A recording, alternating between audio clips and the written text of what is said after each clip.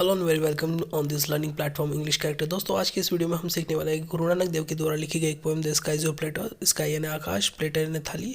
तो स्काई को एक थाली माना है किसने? गुरु नानक देव ने। किस तरीके से वो अपने पोएम के अंदर इस इमेजिनेशन को डिस्क्राइब कर रहे हैं, पोर्ट्रे कर रहे हैं, ठीक है, और किस तरीके के लिटरेरी डिवाइसेस का यूज़ कर रहे हैं, वो हम इस पोएम के थ्रू समझने की कोशिश करेंगे। By the way, we have very short of time, so we try to understand the summary of this poem first, and then later we will discuss some MCQ based on this poem, and then jump on the explanation and MCQ based on the life and works of गुरु नानक देव। तो दोस्तों, सबसे पहले हम summary समझ लेंगे, उसके बाद MCQ करेंगे इस पोएम के, और MCQ करने के बाद गुरु नानक देव के ऊपर जो मैंने MCQ तैयार किया लाइफ एंड वर्क्स के ऊपर, वो भी ट्राई करेंगे। ओके, सो दोस्तों, अगर आपने अभी तक मेरे को सब्सक्राइब नहीं किया then subscribe my channel and hit the like button, and whatever you want from me, write in the comment box. I will come with that all your requirement of your wishes and all, right?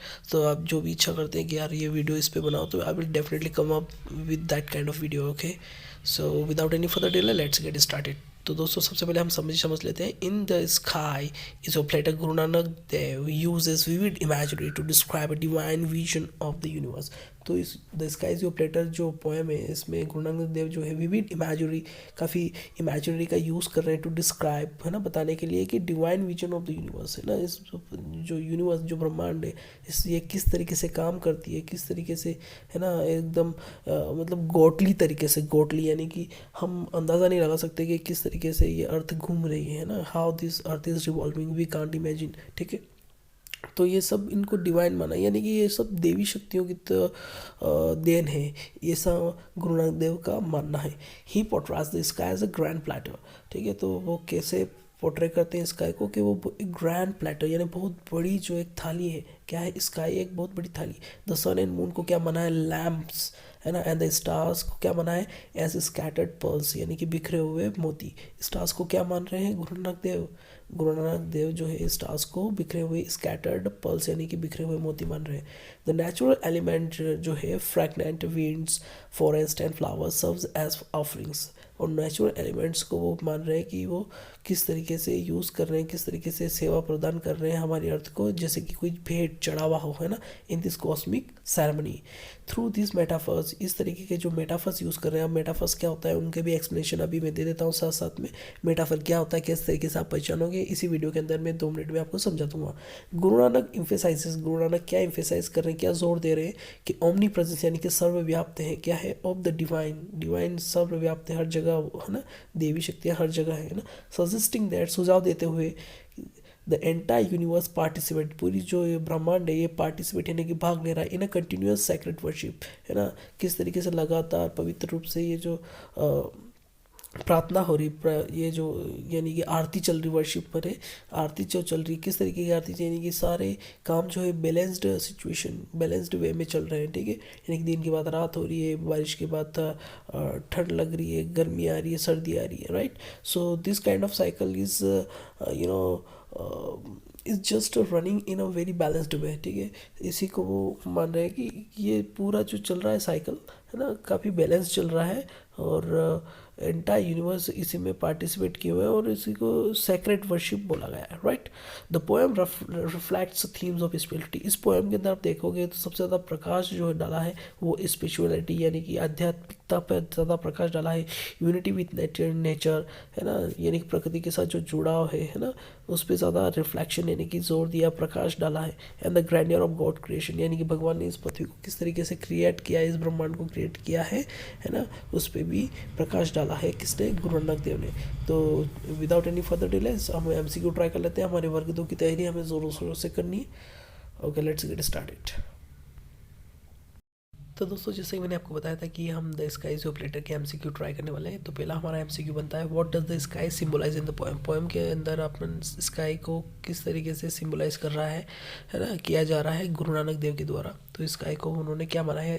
Divine presence, यानी कि पहला option तो है physical boundary, जो कि बिल्कुल भी सही नहीं है। डिवाइन प्रेजेंस यानी कि देवी जो उपस्थिति होती है उसको माना है, बिल्कुल राइट आंसर है।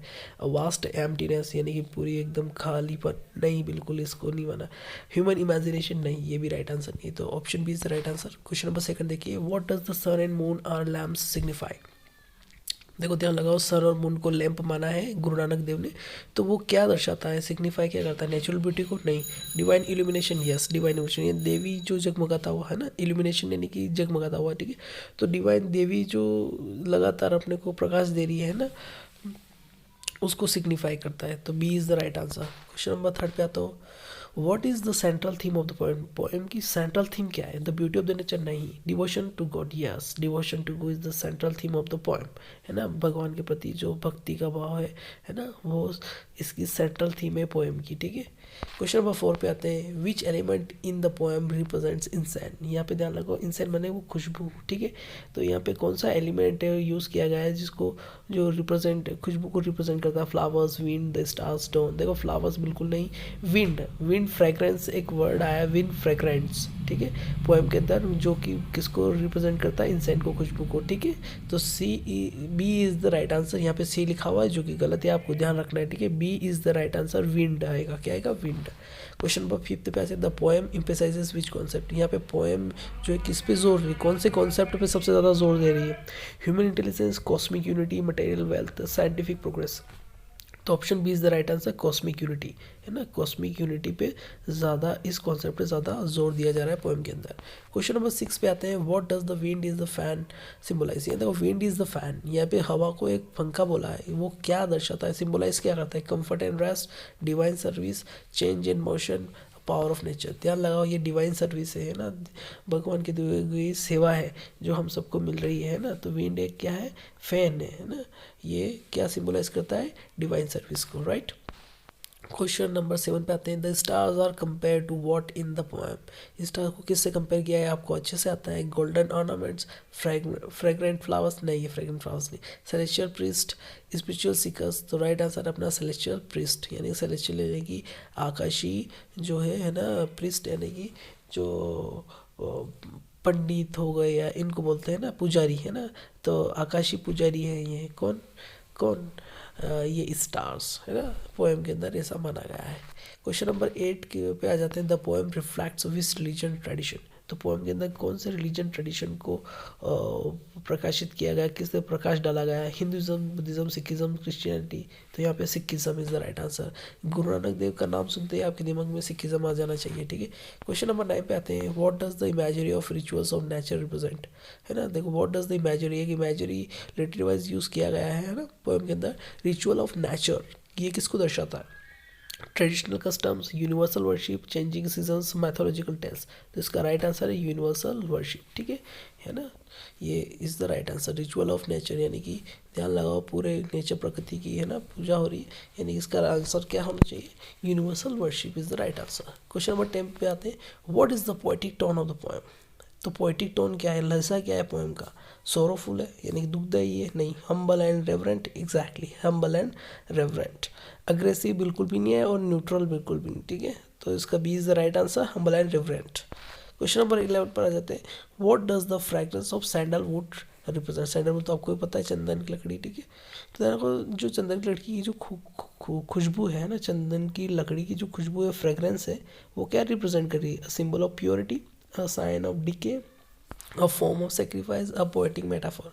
तो इसका आंसर है A, a symbol of purity. आपको पता है कि ज़्यादातर लोग जो है ना पूजा पाठ करते हैं तो वो सैंडलवुड का काफ़ी प्रयोग करते हैं, है ना। मुझे कुछ ज़्यादा खास आइडिया नहीं, लेकिन करते ज़रूर हैं, ठीक है। चंदन का टीका लगाते हैं, ऐसा मैंने सुना है, ठीक है।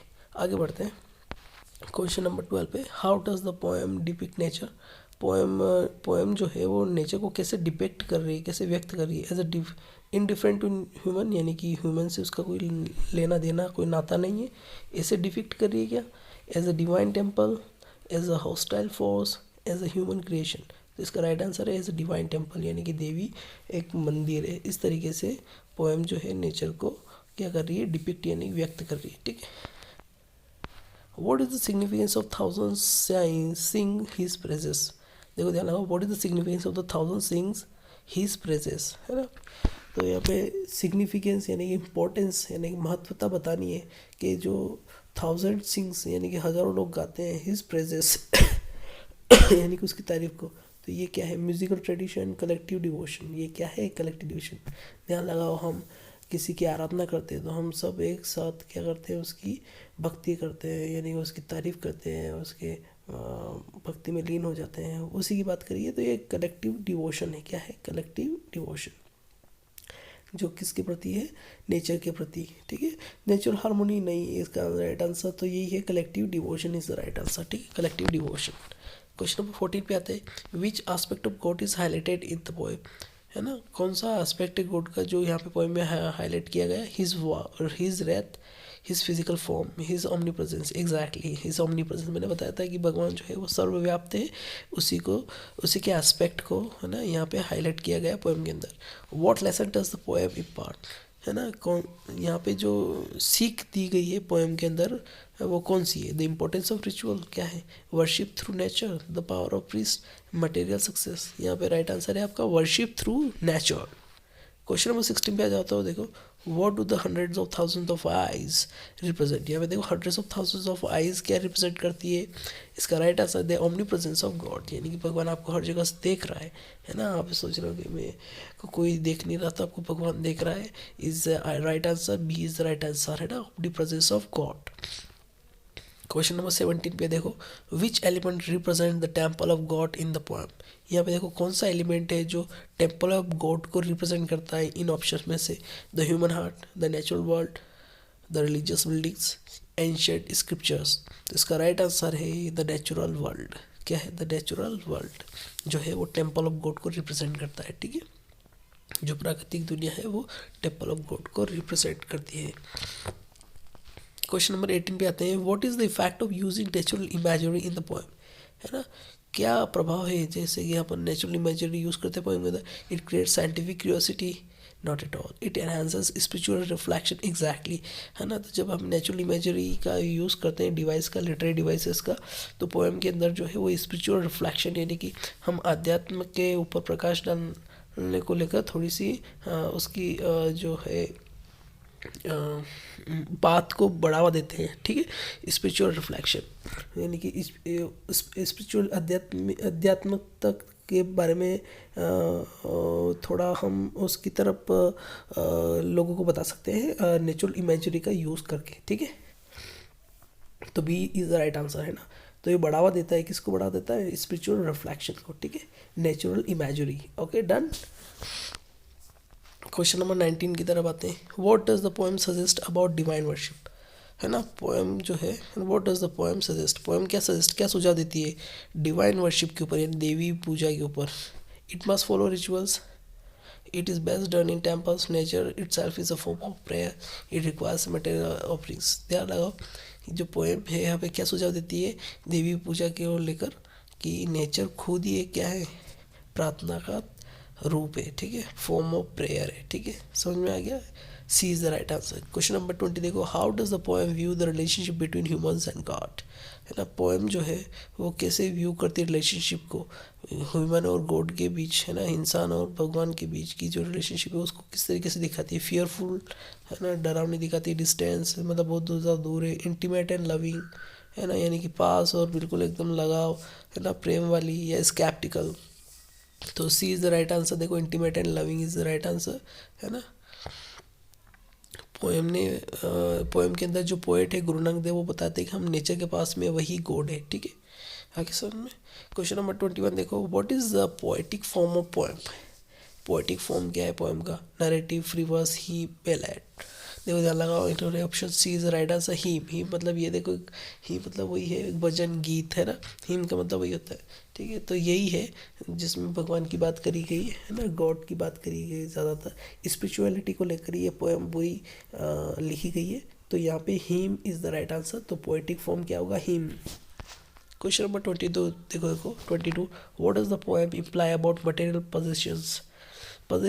ठीक है, ध्यान रखो, पोएम के अंदर एक ही चीज़ इम्प्लाई हो रही है, मटेरियल पोजेशंस, तो वो क्या है? वो they are essential for worship, यानी पूजा करने के लिए ज़रूरी है। They are temporary, they lead to salvation, salvation मतलब कि मुक्ति की ओर हमें ले जाती है। दे डिफाइन स्पिरिचुअलिटी, है ना। तो यहाँ पे राइट आंसर आपको दे आर टेम्प्रोरी। ध्यान लगाओ, जो भी मटेरियलिस्टिक चीज़ें हैं वो सारी सारी टेम्प्रोरी, वो एक दिन ख़त्म हो जानी है, तो उनके पीछे भागना नहीं है हमें, है ना। तो ये गुरु नानक देव बोलते हैं कि जो मटेरियल पोजेशंस जो भी है आपके पास, घर है, गाड़ी है, घोड़ा है, जो भी है ना, वो सब क्या है, टेम्पररी है। क्वेश्चन नंबर 23 देखो, what is the significance of millions of divine melodies, है ना। सिग्निफिकेंस यानी इंपॉर्टेंस, महत्वता, है ना, किसकी महत्वता, मिलियंस ऑफ डिवाइन मेलोडीज। तो यहाँ पे क्या है ना, उसकी महत्व क्या है, मिलियंस ऑफ डिवाइन मेलोडीज की, है ना। लाखों जो देवी मेलोडीज, है ना, musical heritage, spiritual enlightenment, the vastness of creation, human creativity. तो इसका राइट आंसर है स्पिरिचुअल एनलाइटमेंट, है ना। तो मेलोडीज बहुत सारी डिवाइन मेलोडीज, यानी हम बहुत सारे गुणगान करते हैं गीतों का, अलग अलग टाइप के, भगवान के लिए अलग अलग, देवताओं के लिए अलग अलग गीत, है ना। तो वो सब क्या है, उनकी महत्वता क्या है कि वो स्पिरिचुअल एनलाइटमेंट, है ना, यानी कि हम आध्यात्मिकता को बढ़ावा देते हैं, ठीक है। उनसे हमें सुख मिलता है, शांति मिलती है मन को, इसीलिए हम उनका गुणगान करते हैं, वो मेलोडीज है अपने लिए, ठीक है। इसी की यही महत्वता है, ठीक है। क्वेश्चन नंबर 24 की तरफ पढ़ते हैं, what does thousands of eyes suggest. Thousands of eyes यहाँ पे क्या सुझाव देता है, गॉड्स ओमनीप्रेजेंस। ये तो आपको पता ही था, है ना, कि भगवान हर जगह व्याप्त है, ओमनीप्रेजेंस है ना, सर्वव्याप्त, ठीक है। ये the vastness of space, celestial beings, astronomical observation, ये सब के सब रॉन्ग आंसर्स है, ठीक है। क्वेश्चन नंबर 25 की तरफ पढ़ते हैं, what is the ultimate message of the poem.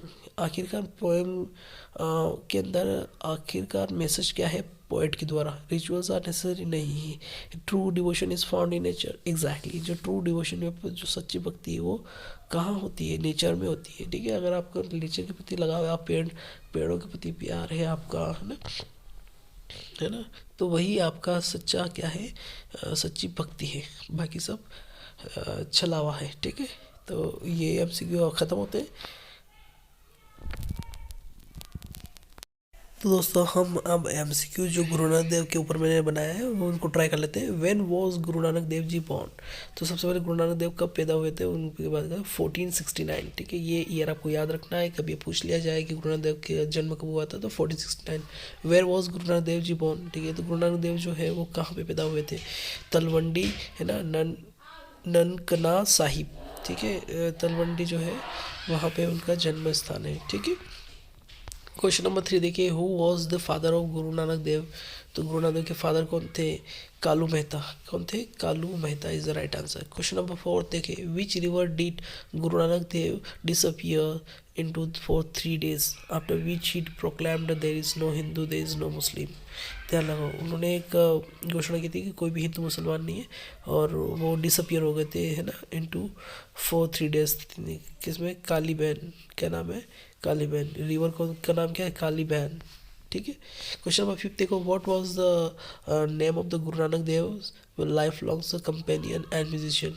उनका नाम क्या है जो गुरु नानक देव के साथ पूरी ज़िंदगी भर साथी रहे और म्यूजिशियन रहे, है ना। उनका नाम है मर्दना, ठीक है, मर्दना नाम है, ठीक है, is the right answer. Question number 6 देखो, which holy scripture contains the teachings of Guru Nanak Dev ji.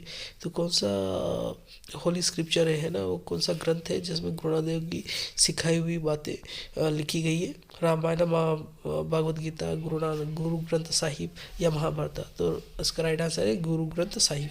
Question number 7 देखो, what are the 3 main teachings of Guru Nanak देव। तो सबसे मेन जो टीचिंग थी गुरु नानक देव की वो कौन सी थी, वंत चकना, है ना, कीरत करनी, नाम जपना। तो इज़ द राइट आंसर, ये first is the right answer, that has to be remembered by you. आपको याद रख लेना है दोस्तों। इसी तरीके से हमारे एमसीक्यू तैयार हो जाते हैं, इसको आप 2 बार देख लेंगे तो आपके एमसीक्यू तैयार हो जाएंगे और आपकी प्रिपरेशन कंप्लीट हो जाएगी। इसी प्रकार मैं आपकी वीडियोस अपलोड करता रहूँगा और आगे भी मैं एमसीक्यू लाता रहूँगा। तो मेरे साथ बने रहने के लिए subscribe my channel. Till then, goodbye, take care, thank you so much for watching my video till the end।